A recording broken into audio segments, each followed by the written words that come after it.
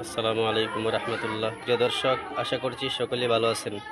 আপনাদের সম্মুখে প্রশ্নোত্তর পর্ব নিয়ে উপস্থিত হয়েছি। প্রশ্ন হচ্ছে, গর্দান মাসেহ করার হুকুম কি?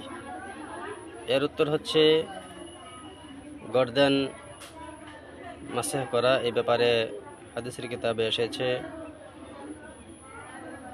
হযরত মুসা বিন তালহা রাদিয়াল্লাহু তাআলা আনহু হইতে বর্ণিত আছে, তিনি বলেন,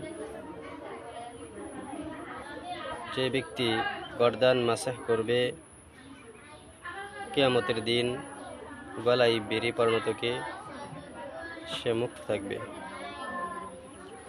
হাদিসের কিতাব আত-তালখিসুল হাবির, হাদিস নাম্বার 367।